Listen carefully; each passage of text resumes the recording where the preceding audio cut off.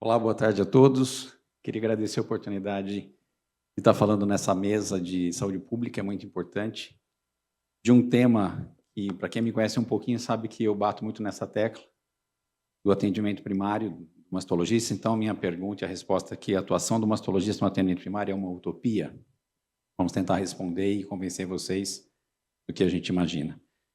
Nosso dia a dia é repleto de casos como esses dois que eu coloquei aqui. Um primeiro caso, uma paciente GPB, 46 anos, com uma história e uma queixa seguinte. Em junho de 24, ela notou um nódulo grande na mama direita, fez uma ultrassonografia mamária a pedido do ginecologista, foi laudado como BIRAD-1. Foi orientada que seria glândula inflamada, não sendo indicada nenhuma outra ação. Em junho de 25, um ano depois, houve aumento do nódulo no período, o ginecologista solicitou uma mamografia, é essa que está na tela, foi laudada com BIRAD-0, mamas densas, e uma ultrassonografia BIRADS-2, que deu apenas uma linfadenopatia axilar esquerda reacional, o laudo, esse aqui de cima.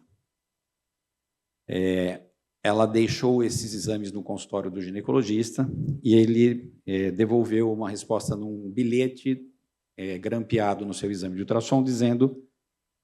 Não dá para ler direito, mas eu vou ler para vocês. Está tudo bem no exame. Não vamos precisar de biópsia. O nódulo na axila vai diminuir nas próximas semanas, até porque o BIRADS, o ultrassom, disse que é uma linfadenopatia axilar esquerda reacional. Ok. Na sequência, em março de 26, como o nódulo continuou aumentando, fui procurado porque uma amiga dela orientou a procurar um mastologista. Mas ela ainda não tinha procurado, porque às vezes ela pensava que o mastologista era apenas para tratar câncer de mama. O exame físico, uma massa tumoral de 10/9, edema de pele em 60%, sem hiperemia, axila apresentando linfonodos móveis e endurecidos, com uma cor, um cine grau 2 e um luminal A. O segundo caso, para ilustrar isso que a gente está querendo colocar para vocês, do nosso dia a dia, NBG, 35 anos, paciente lactante há 4 meses, me procura com um pedido de que gostaria muito de amamentar. E não estaria conseguindo por uma mastite à esquerda, desde o início da amamentação. Ela já tinha usado 3 antibióticos diferentes, o último iniciado há 4 dias, com pouca melhora.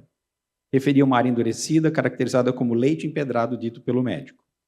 Perguntada de como estava sua mama antes da amamentação, ela disse ter notado um avermelhamento naquele local, e um endurecimento menos evidente já a partir do 3º mês de gestação. A mama esquerda dela era 3 vezes maior que a direita, existia edema e hiperemia em 90% da mama, uma massa tumoral de 10/8, axila com vários linfonodos de variados diâmetros coalescentes. Uma corbiópsia, obviamente, um câncer de mama, e ela tratando, inclusive, 4 dias antes com antibiótico.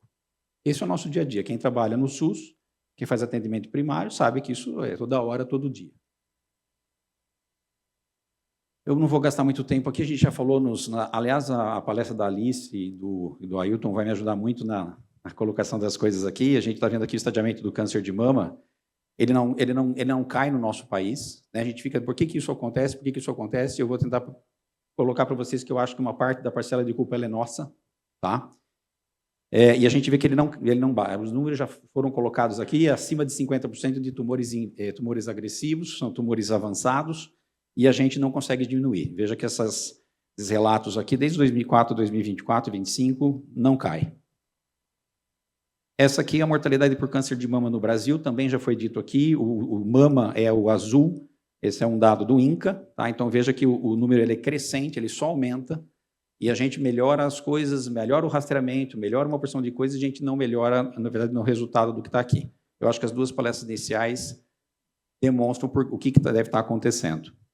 Esse trabalho também, a Alice já colocou, o Antonini sempre trabalhando nessa área, mas eu vou só reiterar, veja que o protocolo de idade os ginecologistas não seguem, os médicos de família muito menos, essa faixa de 40 a 74 anos, o BIRADS eles não compreendem, até porque o uso do BIRADS para conduzir caso, eu acho que isso é rastreamento populacional, que tem o seu valor, tem a sua ideia, mas no consultório, o rastreamento do mastologista não é para rastreamento populacional. O mastologista, na verdade, é para conduzir caso utilizando clínica, imagem, história, idade, um conjunto de coisas. Rastreamento populacional é uma política governamental, não do consultório do mastologista, no dia a dia.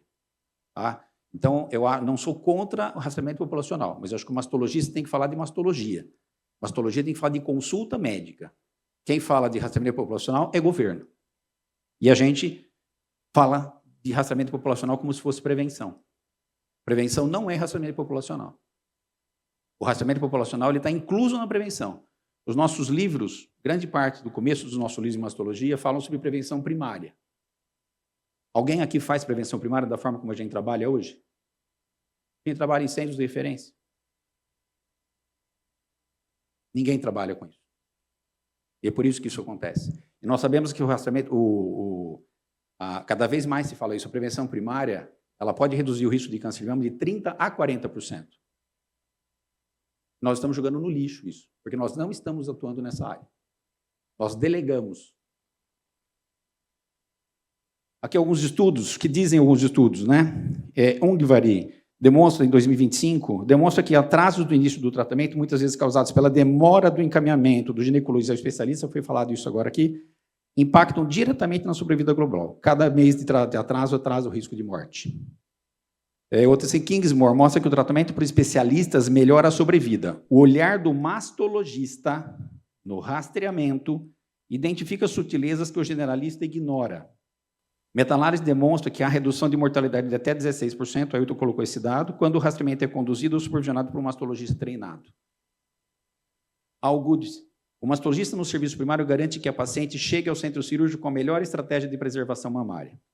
A especialização impacta na precisão do tratamento e na escolha da técnica cirúrgica correta desde o rastreamento, além de obter taxas significativamente maiores de detecção em estágio inicial e cirurgias conservadoras, com menor intervalo sintoma diagnóstico e melhor prognóstico.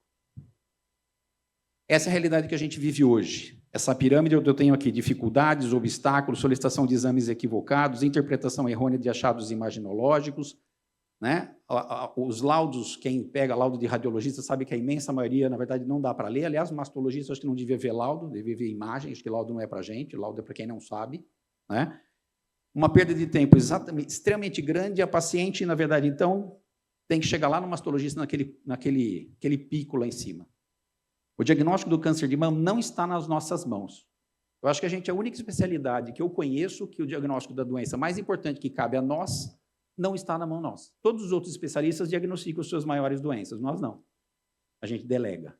Eu não consigo entender isso, de verdade. Pacientes que atingem o topo da pirâmide são sobreviventes. Aquelas que atingem lá, vocês que trabalham nos hospitais, eu estou no Amaral Carvalho com a Ailton, vocês em todos os lugares que vocês trabalham, quando elas nos atingem, veja que elas são sobreviventes no sistema que não as enxerga. Nós temos responsabilidade nisso. Existe um fluxo inicial equivocado, uma fragmentação imensa do cuidado, o impacto financeiro no tratamento e no absenteísmo, impacto na autoestima, maiores chances de recidiva local e metástase, tudo que vem de ruim. E aqui tem duas coisas mais que eu queria falar. Que é o resultado disso na nossa especialidade. A gente não tem espaço para trabalhar.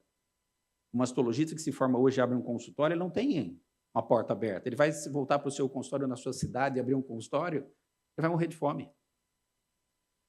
Porque não existe demanda pelo mastologista. Ou a gente é absorvido por um centro de alta referência, pois, como eu fui um dia, como muitos aqui foram, ou se a gente voltar, e quem faz mastologia quer fazer mastologia. Eu não entendo um cara fazer, um médico fazer 3 anos de GO e querer fazer masto depois só porque é legal. Ele faz masto porque ele quer ser mastologista, mas ele não consegue. Aqui em São Paulo, Fábio me desminta se eu estiver falando alguma mentira, nós temos mais de 700 associados à SBM São Paulo. E mais da metade, o próximo da metade, são inativos. A gente vai fazer essa pesquisa, né, Fábio? Mas eu vou dar uma ideia do que eu acho. Eu acho que esses mais de metade inativos, eles não trabalham com mastologia. Não há espaço para eles. Eu estou vendo muitos carinhas jovens aqui. Muitos dos nossos residentes nós estamos formando com oncoplastia, com tudo isso que a gente está falando aqui, eles não vão conseguir colocar em prática, é uma pena. A gente está jogando no lixo. As pacientes, como eu estou mostrando, elas estão precisando do mastologista. Nós temos um mastologista e a gente não linka. É responsabilidade da SBM, é nossa responsabilidade. Com os nossos residentes, com a nossa especialidade e principalmente com as mulheres que estão sofrendo. Nós não mudamos a história natural da doença ao agirmos apenas no topo da pirâmide, é o que a gente faz hoje. A mastologia que eu Eu comecei a fazer em 98, o que eu fazia em 98 eu faço hoje exatamente do mesmo jeito. Eu estou dentro do Hospital Amaral Carvalho reconstruindo pacientes com doenças avançadíssimas. O que eu mudo na vida dela? Eu não mudo nada. Não é essa mastologia que eu quero fazer. Eu sempre ouvi palestras dizendo que a gente precisa fazer capacitação dos ginecologistas. Faz 30 anos que eu ouço isso, o Ruiz deve ouvir há mais tempo. Quem que vai capacitar ginecologista? Pouquinho mais. Não vai, ninguém vai fazer isso. É aquele que você coloca no final da palestra, mas isso não vai acontecer. O ginecologista não está afim de fazer isso. Nós não vamos transformar um ginecologista em mastologista. Será que é tão fácil assim, num congresso de mastologia, num congresso de ginecologia, fazer 2 aulas de gineco? E ele sair lá conduzindo casos maravilhosamente porque a gente tem a melhora nesses dados? Isso sim é utopia. A gente acreditar em duende. Não vai acontecer. Nós precisamos ter uma nova mentalidade. A gente precisa assumir o maior protagonismo na prevenção mamária, primária, secundária do câncer de mama e no diagnóstico. A gente precisa se conscientizar mais da importância que temos no enfrentamento desses problemas. De todas as variantes que a gente falou aqui até agora, a única que está em nossas mãos é oferecermos a nossa expertise e o nosso conhecimento, gerando excelência desde o início, favorecendo o diagnóstico precoce e a queda de mortalidade. Aí sim, esse é o papel que a gente tem. Todos os outros não cabem a gente, não está na nossa mão. E aquilo que está na nossa mão a gente não está fazendo. A responsabilidade também é nossa. O diagnóstico precoce não é um privilégio, é um direito. E para alcançarmos esses objetivos, nós, mastologistas, precisamos agir mais precocemente na saúde mamária. Para responder a pergunta, a atuação do mastologista do atendimento primário é utopia? Não. É urgência e é necessidade. E para terminar só, modelos viáveis de inserção do mastologista à atenção primária. Um consultório compartilhado e itinerante com mastologista cobrindo múltiplos PS em regime de escala semanal ou quinzenal, garantindo acesso regular sem fixação exclusiva em um único local. Integração de laudos de mamografia e ultrassonografia ao parecer do mastologista à distância ou não, podendo discutir os casos, qualificando e agilizando a conduta. O núcleo de apoio especializado com reincorporação do mastologista como especialista focal em equipes de apoio matricial com agenda protegida para casos subindividuosos suspeitos. Parcerias entre SUS e hospitais formadores para residências médicas em mastologia com carga horária obrigatória nos postos de saúde, atuando e formando especialistas com perfil orientado para a saúde coletiva e atenção primária. Navegação, que foi falado aqui, dos pacientes na atenção primária. Todos os pacientes suspeitos, você pode fazer essa navegação lá e tentar fazer com que as coisas funcionem, ter um centro de referência acoplado, isso é possível, nós temos como fazer isso, principalmente aqui no estado de São Paulo, e fazendo organização de condutas e fluxos básicos, porque hoje, no posto de saúde padrão, a paciente que é sintomática, ela pega a mesma fila do paciente assintomático. Demora 8 meses para fazer uma mamografia, aquela que está com nódulo, aquela que está fazendo prevenção. Está errado, se tivesse um mastologista orientando pelo menos o fluxo, isso já teria um grande ganho. Então, o trabalho, Ruiz, que a gente quer. A gente já discutiu isso com você, a comissão Conexão, que a gente está criando justamente para tentar acertar tudo isso, conversar com o governo do estado e tentar levar essas ideias, a importância do mastologista no atendimento primário, que eu acho que faz muita diferença. Se a gente conseguir isso, acho que damos um passo monstruoso na melhora da nossa situação, que a gente vê que não melhora, porque a gente patina, mas eu acho que a gente, como mastologista, está pecando também. Era isso, obrigado. Obrigado, João.